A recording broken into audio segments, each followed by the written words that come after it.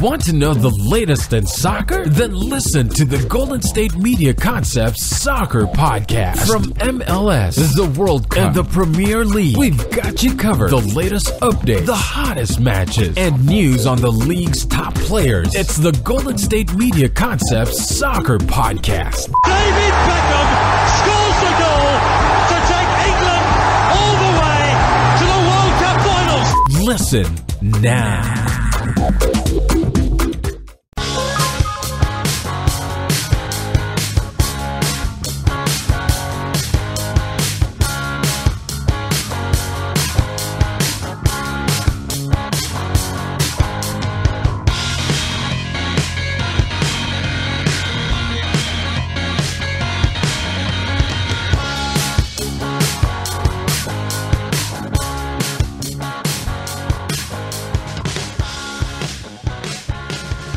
Thank you for listening to the Golden State Media Concepts Soccer Podcast, where we discuss all of the news in the world of soccer. Of course, my name is Ben Brown. I am here every single Monday recording the show, a weekly episode for you guys. And you know what? We have an absolutely action-packed show planned for today in the world of soccer. We've got a lot of very, very big and important news all around the world. So you know what? We're not going to waste any time whatsoever. We're getting right into the thick of things. In the first segment of the day, we're going to be talking about the African Cup of Nations tournament currently going on in Gabon. We had games Saturday and Sunday, as well as we have a game currently going on. We have the Ivory Coast and Togo. It is a 0-0 game in the 76th minute right now. Ivory Coast with a lot of the possession, but they haven't really been able to get anything past Togo right now. So that's a Group C game. Games in Group A and B have already happened. Saturday and Sunday were those. Then we have games in Group D on Tuesday, as well as more games coming later in the week. So we'll talk about some of those results. A really quick updated table, although all teams have not played. What are the standings are for some of the group stages? As well as that, in the first segment, we're talking some transfers. Could we have another big-name star going to China? Diego Costa, is he on the outs in Chelsea? And Dimitri Payet went from West Ham's favorite boy to the forgotten one, with some remarks he said earlier last week. So we'll start off right away talking about the African Cup of Nations. As I mentioned, the host nation Gabon in Group A got things started on a Saturday. Pierre-Emerick Aubameyang did score in the 52nd minute, but that was before Youri Soares equalized in the 90th minute for Guinea-Bissau. So Gabon and Guinea-Bissau get a 1-1 draw. The other game in Group A was Burkina Faso and Cameroon. Cameroon, one of the favorites coming into this tournament. Unfortunately, they are not going to have Joel Matip. He did get recalled by Liverpool. There was a FIFA issue regarding some sort of eligibility. So Liverpool take Joel Matip out of the Cameroon side. Cameroon, as I mentioned, one of the favorites, without one of their best players and would have been their top center back in Joel Matip. Things will be a little harder for them as they try to progress in this tournament. They get a 1-1 draw as well. Benjamin Umkonjo opened the scoring for Cameroon in the 35th minute. That was before Issoufou Dayo equalized for Burkina Faso with a 1-1 draw in the 75th minute. So those are some of the games in Group A. On Sunday, we had two more matchups, two games within Group B. So Algeria and Zimbabwe played to a 2-2 draw. Riyad Mahrez, the reigning player of the year in England who plays for Leicester City, he got a brace in this game, a goal in the 12th minute and the 82nd minute. Those goals were in between two goals for Zimbabwe. So one of the favorites, Algeria, get kind of a disappointing draw here against Zimbabwe. Had to fight back. They gave up two goals, one in the 17th minute and one in the 29th minute, before Mahrez equalized in the 82nd minute to earn them that draw. And then the other game in Group B, Senegal pick up a 2-0 victory over Tunisia. A goal and an assist for Sadio Mane. He's probably going to be the player of the tournament in my eyes. He's absolutely fantastic, having a great year for Liverpool. And I would imagine he'd have a good tournament for the Senegal. So he had the goal in the 10th minute, and then he assisted Kara Mbaji's goal in the 30th minute. So Senegal open up their AFCON with a victory. So Group C, as I mentioned, we have Togo and Ivory Coast. They're currently in a 0-0 draw. The other game in Group C, is the Democratic Republic of Congo. They will be taking on Morocco. The game is scheduled to kick off in about an hour and a half from now. And then on tomorrow is when the Group D games get underway. So Ghana and Uganda will be battling, and then Mali and Egypt. Really looking forward to see what Egypt can do in this tournament. Mohamed El Neni from Arsenal, as well as Mohamed Salah from Roma, two of the better players in this competition. Games on Wednesday, Thursday, Friday, Saturday. So we're still pretty premature in the AFCON, but next week we'll have pretty much every team playing at least a couple of games in the tournament. So we'll obviously update you on a lot of these scores. Next Monday, an absolutely action-packed day at AFCON. Senegal against Algeria in Group B. That'll probably determine the winner of the group. So when you look at this updated table, in Group A, every single team has 1 point. Burkina Faso, Cameroon, Gabon, and Guinea-Bissau. I would imagine Cameroon and Gabon to go through, especially with some of the results they got. Gabon are going to be a little disappointed because they did get a 90th minute equalizer put against them, or else they would have 3 points right now, which would be kind of commanding. And then Cameroon, one of the better teams in Group A. So I imagine Cameroon and Gabon will go through. And you look at Group B, Senegal, absolutely impressive performance against Tunisia. So they have 3 points. Algeria and Zimbabwe each with 1, and then Tunisia with 0. In Group C, no games are official yet. I'll update you on the Ivory Coast and the Togo game as it goes on. Probably update in the next segment when that game goes final. And then the Democratic Republic of Congo will be battling Morocco later. And no game has scheduled to happen yet in Group D. Those games will kick off tomorrow. So that's getting things going for the AFCON. So far, a really good, successful tournament for Gabon, really putting on a good job of hosting that tournament. And we'll have to update you next week when we have a much better idea at what some of these groups look like.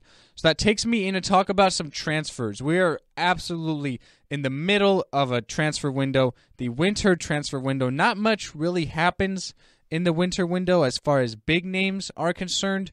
So a few deals that have happened within the last maybe 48 to 72 hours, last few days. Morgan Schneiderlin has decided to leave Manchester United. He has gone to Everton to reunite with his old manager from Southampton, Ronald Koeman. He came on yesterday as a substitute in their 4-0 victory over Manchester City. So I think he can be a really, really good addition to Everton. Everton currently 7th in the Premier League right now, so they're having a pretty good run of things over in England. And Morgan Schneiderlin can be a very important piece to them. The Frenchman is a horse in the midfield, a good guy going box to box, likes to play a little more defensively. He can be a very, very good addition to Everton, and he already has a familiarity with Ronald Koeman after he was managed by him at Southampton 2 years ago, before he moved to Manchester United last year. I mentioned at the start of the episode we could have yet another player slated to go to China.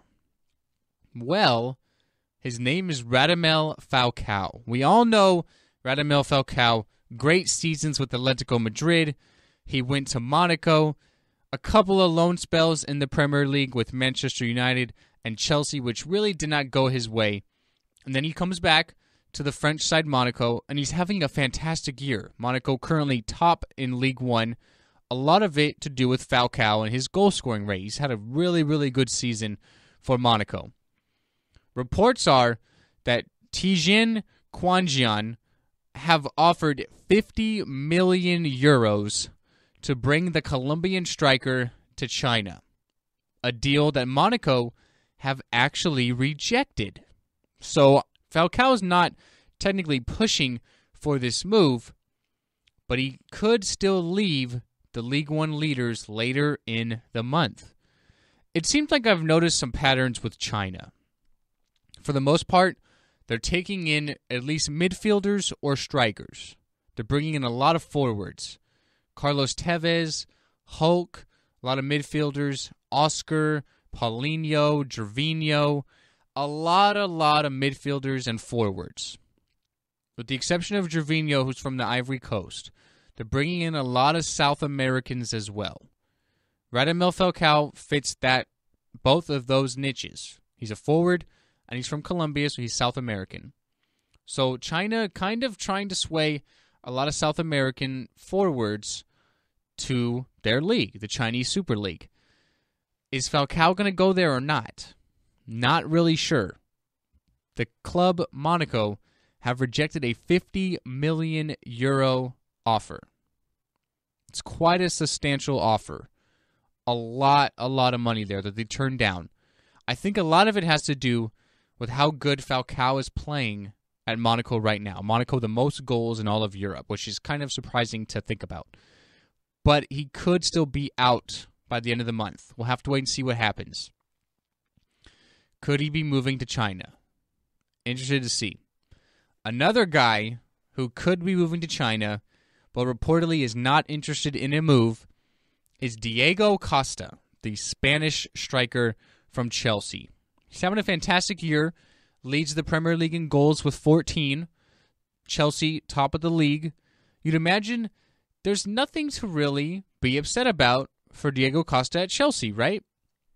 Well, maybe not so much is the case. So earlier in the week, before their game on Saturday against Leicester City, Diego Costa and the manager Antonio Conte kind of had a falling out. They were screaming and yelling at each other. Reports are at one point that Conte even threatened to sell him to China just to get rid of him. Diego Costa is not even in the squad, not starting nor on the bench for their game on Saturday against Leicester City. Antonio Conte calls it a back injury.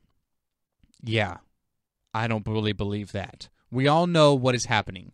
So could Diego Costa be on the move to China? His manager threatened to sell him. Reportedly, Costa is not interested in a move to China, but a lot of reports are saying that given this falling out period, it's almost a guarantee that you're going to see Diego Costa leave Chelsea in the summertime. You got to imagine that it's going to happen. Antonio Conte has come right into Chelsea and really solidified himself as the boss. He's not letting the players dictate things. He is calling all the shots. Whether things are going good or bad, if you do something that he doesn't like, then he's going to win the war. Diego Costa is not above Antonio Conte. And that is really, really clear right now at Chelsea. He left him out of the squad against Leicester City, a game we will review in the next segment when we talk about some of the results this weekend. He took him out of the squad completely. I don't really believe this whole back injury incident. No one does. If you're able to take away a guy as good as Diego Costa, who leads all of England in goals right now, it shows that you are really running things and you're not really letting the players dictate things. Antonio Conte is that fierce, fiery, competitive manager that calls all the shots. Diego Costa, I think it's almost certain that he's gone in the summertime. Where he goes, we'll have to wait and see. Anyway, some of the other deals or rumors flying around, the transfer rumors, we got to talk about Dimitri Payet. Dimitri Payet, last week, Wednesday night, Thursday morning, depending where you want in the world, basically had a meeting with manager Slaven Bilic and told him, basically, I don't want to play for you guys anymore. I do not want to play at West Ham. Sell me. Obviously, West Ham do not want to sell a player of Dimitri Payet's capability. He is by far their best player on the pitch day in and day out. A breakthrough year last year, great year for France. All those free kick goals he scored. Dimitri Payet is an absolute stud. Since coming over from Marseille, Payet's been fantastic for West Ham in about the year and a half he's played there. But now, not really interested in playing for West Ham anymore. He wants to leave. Marseille have made 2 bids to West Ham to bring him back. Reportedly, he wants to go back to Marseille, which is where he came from before going to West Ham. Going back to France, which is his nationality, which is where he's from. It makes a lot of sense, but West Ham do not want to sell him, at least in this winter window. You have to imagine he's gone in the summertime. The fans are absolutely done with Dimitri Payet. Obviously, in England, they sing a lot of songs about players. They sang one about Payet, which I'm not going to repeat. You can look it up, but it was not the best thing for Dimitri. So everyone's done with Payet at West Ham. It's almost a certain that he's going to be leaving the club, just a matter of when, not if. Marseille are trying to bring him back, but West Ham have rejected a couple of bids to bring back the French midfielder Dimitri Payet. Some other deals, Simone Zaza, who was at loan at West Ham, didn't really work out, decided to go back to Juventus. He's now going on loan to go play for Valencia. Valencia, near the bottom of the La Liga table, can obviously use some goal-scoring threats. So that'd be a good deal if he can go in there and make some waves, make some headlines, score some goals. He was not able to do it at West Ham in the brief time he was there at the start of the season. Arjen Robben has signed a contract extension to keep him at Bayern Munich until 2018, so the Dutchman is not going anywhere. He's still having to vie for a lot of time there. A lot of good wingers, Kingsley Coman, Frank Ribery. You also have Douglas Costa on the right side. So Arjen Robben still has to compete with a lot of players to get in the side, but given his history and how good of a player he is, it's not really hard to see why he'd want to stay at Bayern Munich and really fight for his job. Formerly of Chelsea, he's a fantastic player, and he's at Bayern Munich until 2018. That's it for a lot of the major stuff. Diego Costa, it's almost certain that he's going to be leaving in summer in my eyes. Dimitri Payet is on the way out. Morgan Schneiderlin moves from Manchester United to Everton. And could Radamel Falcao actually go to China? We'll take our first break of the show. After the break, we're going to be talking about the results over this weekend. We had Real Madrid have their win streak snapped by Sevilla, and Sevilla edged the gap in La Liga, and more after the break at the Golden State Media Concepts Soccer Podcast. Tired of searching the vast jungle of podcasts? Now listen close and hear this out. There's a podcast network that covers just about everything that you've been searching. Hey! The Golden State Media Concepts Podcast Network is here. Nothing less than a podcast bliss with endless hours of podcast coverage. From news, sports, music, fashion, cooking, entertainment, fantasy, football, and so much more. So stop lurking around and go straight out to the Golden State Media Concepts Podcast Network. Guaranteed to fill that podcast itch. Whatever it may be. Visit us at www.gsmcpodcast.com. Follow us on Facebook and Twitter, and download us on iTunes, SoundCloud, and Google Play.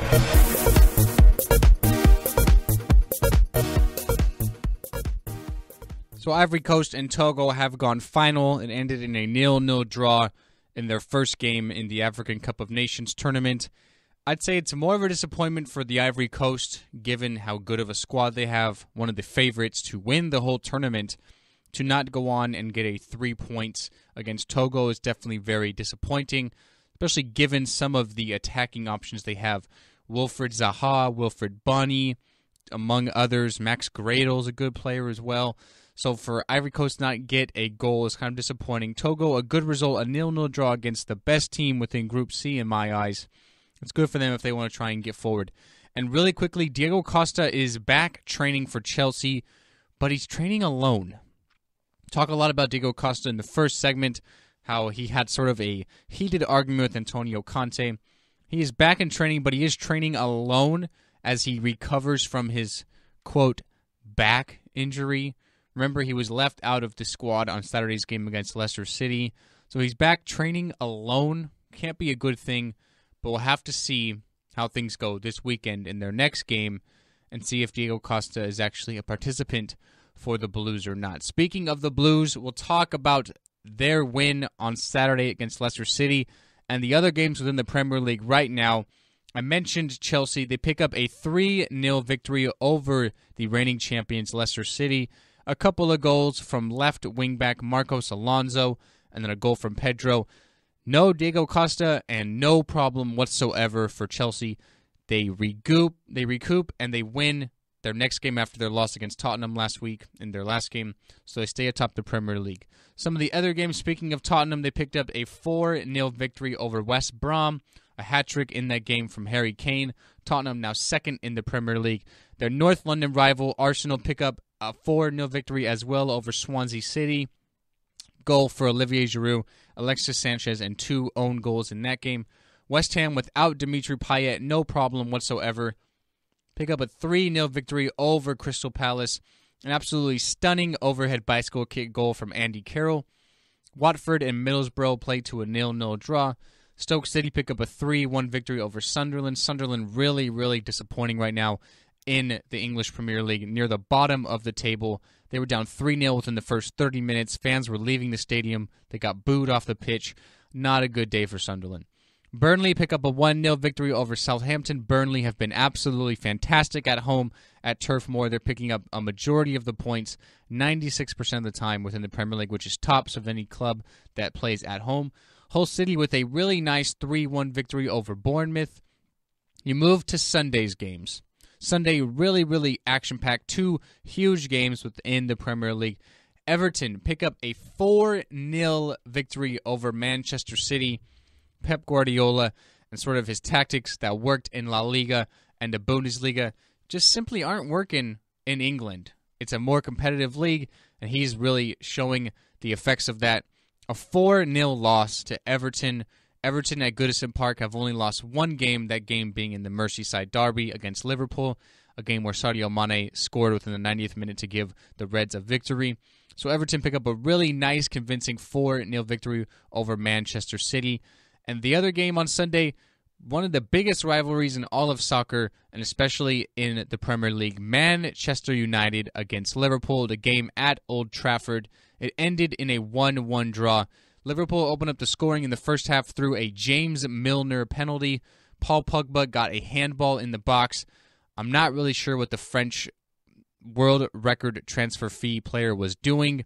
He kind of lost the ball, tried to backtrack and locate it, but he had his hands up in the air, tried to head it away, but the ball actually hit his hands and gave up the penalty, which James Milner scored. Milner has 6 goals in the Premier League this season. All of them are penalties. Moving over to left back, he's been fantastic for Liverpool. But that was a 1-0 lead until Zlatan Ibrahimovic, 10 goals in his last 10 games now. He scores a header right near the end of the game in the 84th minute, to give Manchester United a goal and get 1 point. So for teams like Chelsea, Tottenham, and Arsenal, the games yesterday could have not gone any better. Manchester City dropped 3 points, and Manchester United and Liverpool dropped 1 each. So when you look at the Premier League table, you still have Chelsea atop. They're 7 points clear over Tottenham with 52 points, Tottenham with 45. Liverpool are equal on points with Tottenham at 45, just behind on goal differential. Arsenal back in the Champions League spots in 4th with 44 points. Manchester City in 5th with 42 points. Manchester United in 6th with 40 points. Then you have a big gap between 6 and 7. Everton at 7 with 33, so they're 7 behind 6th place Manchester United. West Brom in 8th with 29. Stoke City with their victory moving to the top half with 27. Burnley 26. Bournemouth, West Ham, 25 each. You look at the bottom of the table, you have Swansea in last with 15 points. You have Sunderland joint there with 15 points, just ahead because their goal differential with 6 difference there with 15 points. And you have Hull and Crystal Palace each with 16. So the fight for the last 3 to get relegated could get kind of interesting as the season goes on. Crystal Palace, Hull City, Sunderland, and Swansea all separated by only 1 point. You have Middlesbrough in 16th, Leicester City in 15th, Watford in 14th. So I'd imagine they wouldn't have to worry too much. I would say that they could probably still survive. It's probably those last 4 that are going to be feeling the most effects of getting relegated. Now we're going to move over to Spain, talking about La Liga. Real Madrid with a 40-game unbeaten streak, the longest all-time, beating Barcelona streak of 2 years ago. They did it against Sevilla in the Copa del Rey midweek, a 3-3 draw. Sergio Ramos picks up a penalty to save the day for Real Madrid to keep their longest win streak alive. Well, it was a little short-lived because yesterday they lose 2-1 to Sevilla. Stefan Jovetic with a 92nd minute winner for Sevilla, who stay second in La Liga and are actually only 1 point behind Los Blancos, although Real Madrid do have a game in hand, so technically if that was a win, it could be a 4-point gap there. But Sevilla, a really nice victory. Sevilla reminded me of that team that are very, very good, but no one really talks about them. They don't get talked about. You think about Spain, everyone's talking about Real Madrid, everyone's talking about Barcelona, Atletico Madrid get a lot of headlines. Sevilla are that team that no one really talks about, but continues to put up good, solid performances, even with a new manager. Remember, Unai Emery left to go to PSG. He took Grzegorz Krychowiak with him, one of the best midfielders in the world, a really good defensive-minded midfielder. So they lost a lot of key players. Big signing this year has been Wissam Ben Yedder from Toulouse. The Frenchman up front is playing fantastic for them, and Sevilla pick up a 2-1 victory over Real Madrid. Real Madrid got the scoring going through a penalty by Cristiano Ronaldo. And then Sergio Ramos, we know about what he does in the 90th minute. He scores headers. But he scored an own goal header to turn it in to the back of the net against Sevilla. He turned it into his own net. Usually he scores them for Real Madrid, but this time he gives up a goal through an own goal. So Real Madrid finally have lost. Some of the other games within La Liga, Leganes and Atletico Bilbao play to a 0-0 draw. Barcelona with a 5-0 victory over Las Palmas. Lionel Messi scores a goal in that game, so he has scored a goal against every active team right now in La Liga. There's nothing else to talk about Messi that has not been said. He's one of the greatest of all time. Atletico Madrid pick up a 1-0 victory over Real Betis. Deportivo La Coruña and Villarreal play to a 0-0 draw. Sunday was the majority of the games. Already talked about Sevilla and Real Madrid. Some others are Valencia with a 2-1 victory over Espanyol. Celta Vigo pick up a 1-0 victory over Alaves. Granada and Osasuna play to a 1-1 draw. Eibar with a 3-2 victory over Sporting Gijon. And today there is one game on the schedule. It is Real Sociedad against Malaga. That game will kick off in about a half hour now, give or take a few minutes. So as I mentioned, Real Madrid with a 1-point lead over Sevilla. They do have a game in hand, so they could stretch it to 4, but they have 40-point sort of so far. Sevilla with 39. Barcelona creeping back in. They pick up 3 points on Real Madrid, which is very, very important. They have 38 points. Atletico Madrid in 4th with 34 points. Villarreal in 5th with 31. Real Sociedad 6th with 29. And then it kind of gets a little close there. Atletico Bilbao, Celta Vigo, Eibar, and Las Palmas all separated by only 4 points. So you look at the bottom of the table, some teams that are looking like they're getting relegated. Osasuna in last with 9 points. Granada 19th with 10 points. Sporting Gijon in 18th with 12. Then you have Valencia, kind of a little gap there. They have 16 points in 17th place, so they're 4 points out of the relegation zone. And the addition of Simone Zaza should definitely help them when it comes to scoring goals. We're now going to move over to talk about Serie A. Serie A, the Italian league. Some games within this week. Bologna pick up a 1-0 victory over Crotone. Inter Milan continue to play well, a 3-1 victory over Chievo. Cagliari with a 4-1 victory over Genoa. Lazio pick up a 2-1 victory over Atalanta. Sassuolo a very big 4-1 victory over Palermo. Roma pick up a 1-0 victory over Udinese. Sampdoria and Empoli play to a 0-0 draw. Napoli with a 3-1 victory over Pescara. We do have one game today, that's AC Milan and Torino. And the other game yesterday, a bit of a shocker here. Juventus lose 2-1 to Fiorentina. So when you look at the updated table, it reminds me a lot of La Liga. You have Juventus with a 1-point lead over Roma, although they do have a game in hand. So they do have a little bit of a gap there. If they did not have that game in hand and it was a victory, they could technically have a 4-point lead, but it's still really, really close. They were kind of running away with it, but that loss yesterday is very, very important to Fiorentina. Roma gained 3 points on Juve, which is big. They still are in a fighting chance here. Napoli, they're still there as well. 41 points. They're in 3rd. Lazio, Inter Milan playing really, really well. But AC Milan technically have 2 games in hand. They do have the game today against Torino. So if they win that game, they'll have 39 points, which will take them into 5th. But they do have a game in hand. So technically, if they had 2 more victories, they could have 42 points, which would put them 3rd ahead of Napoli, behind Roma by 2, and behind Juventus by 3. So it's going to get very, very interesting going down the stretch. Juventus aren't exactly running away with it like they usually do. It's getting a little closer at the top of the Serie A table. Roma playing well, Napoli playing well. Both of the Milans now kind of turning it around. Inter are on a really nice winning streak. AC Milan have been pretty good all year long. So it's going to get very interesting when you're looking at the Serie A table. We're going to talk about League One really quickly before our last break. I mentioned that we have a new number 1, and it is Monaco. They are joint top with Nice at points-wise at 45, although they have a commanding goal differential lead by 18. Talk about some of the results here. So on Friday, Lille and Marseille played to a 1-1 draw. PSG pick up a 1-0 victory over Rennes. AS Nantes-Lorraine with a 1-0 victory over Bastia. Montpellier and Dijon played to a 1-1 draw. Nantes pick up a 1-0 victory over Toulouse. Angers and Bordeaux 1-1 draw. Lorient and Ginkamp. Lorient with a 3-1 victory over Ginkamp. On Sunday, Nice get a not-so-good 0-0 draw over Metz. Caen with a 3-2 victory over Lyon. And Monaco with a 4-1 victory over Marseille. They continue to score goals. Monaco this season have scored 60 goals through 20 games. They're averaging 3 goals a game. They're playing fantastic. Talked about Radamel Falcao possibly going to China. If they want to continue to battle for a League One title, they're going to need Radamel Falcao to not go to China because he's been playing great all year long. Monaco and Nice tied at the top at 45. PSG in third with 42.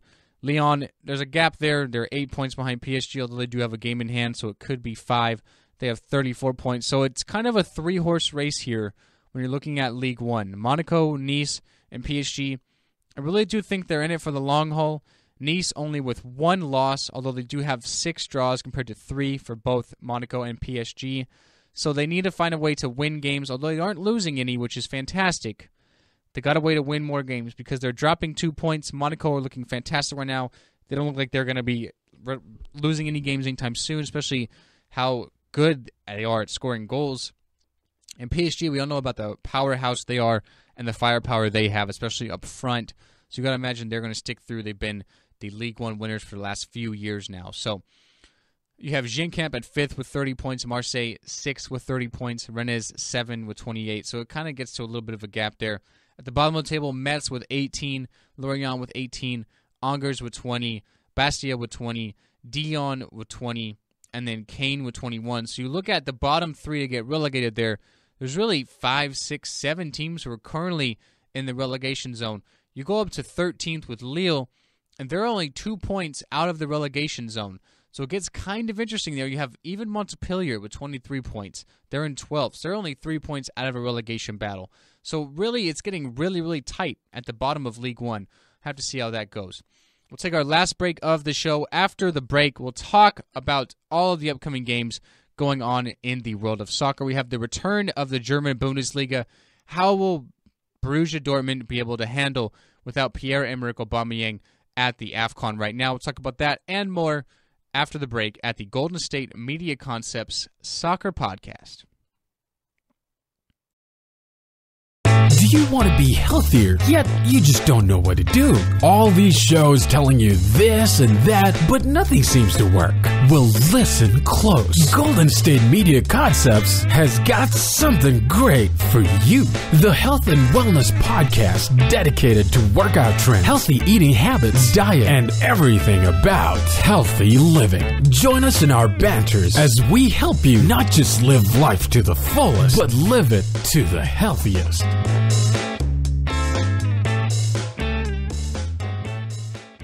Welcome back into the Golden State Media Concepts Soccer Podcast. We will preview the upcoming weekend in the world of soccer. We will start off, as always, in England with the Premier League.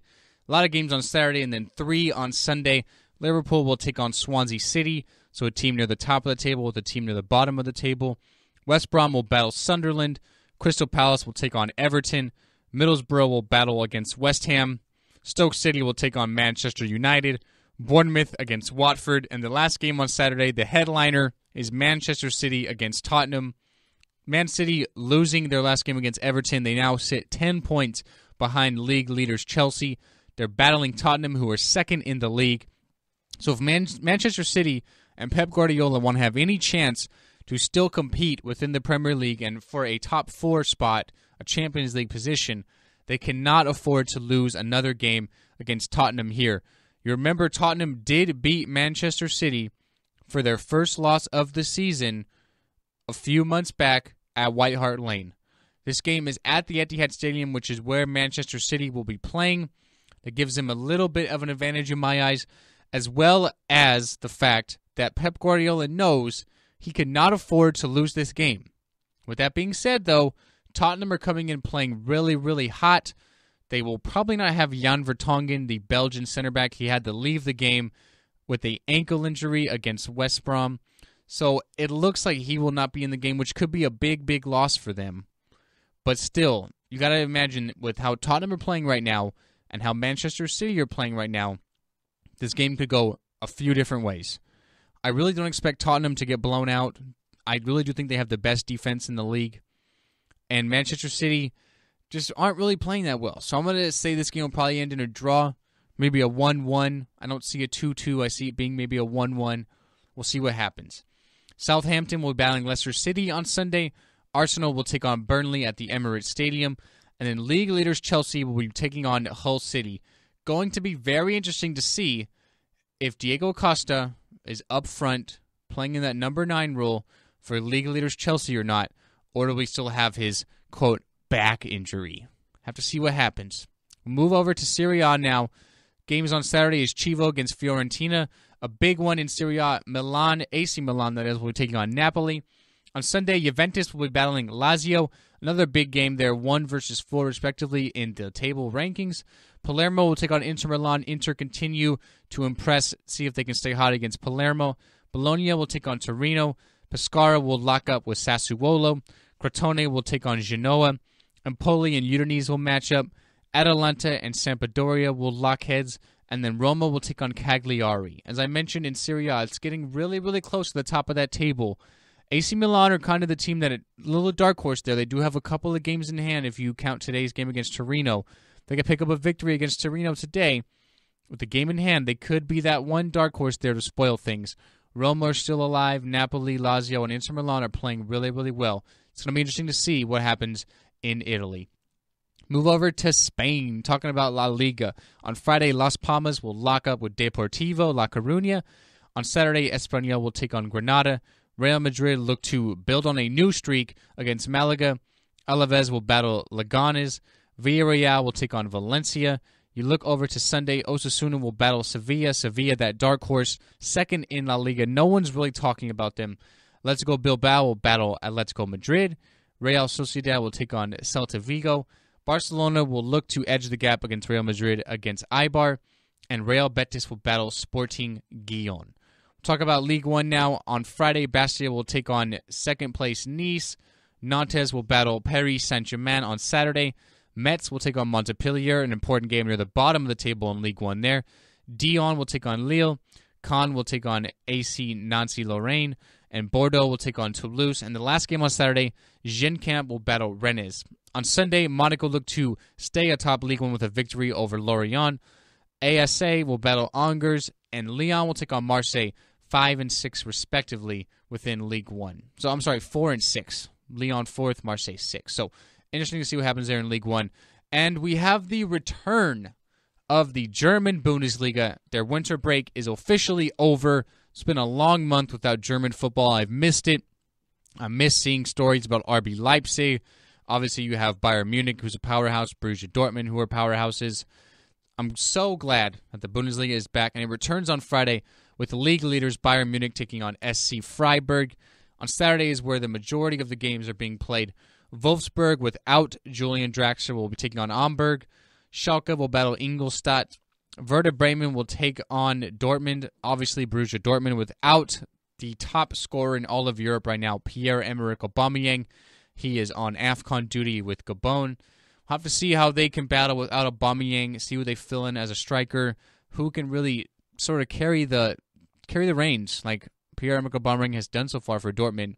It's going to be interesting. Obviously, Dortmund, they're kind of falling back. They're 6th right now in the league.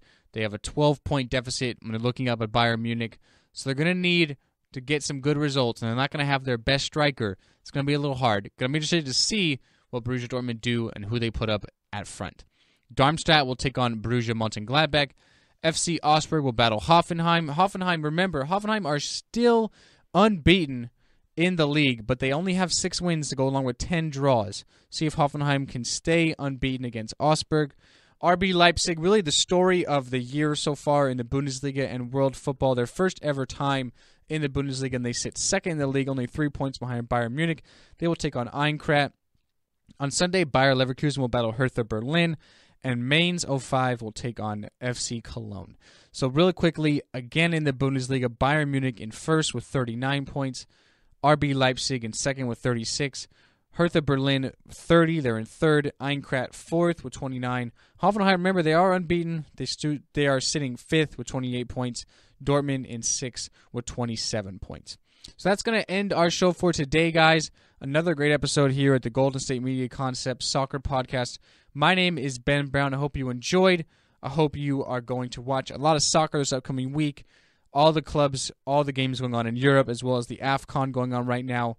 I'm really, really excited. We've had a great week. A lot of transfers, a lot of speculation, a lot of players. It's fantastic. We're really in the middle of the season most of the time, so really involved in a lot of stuff. As I said, my name is Ben Brown. Hope you enjoyed. We'll see you next week at the Golden State Media Concepts Soccer Podcast. Have a good day and have a good week. You've been listening to the Golden State Media Concepts Soccer Podcast, part of the Golden State Media Concepts Podcast Network. You can find this show and others like it at www.gsmcpodcast.com. Download our podcast on iTunes, Stitcher, SoundCloud, and Google Play. Just type in GSMC to find all the shows from the Golden State Media Concepts Podcast Network, from movies to music, from sports to entertainment, and even weird news. You can also follow us on Twitter and on Facebook. Thank you, and we hope you have enjoyed today's program.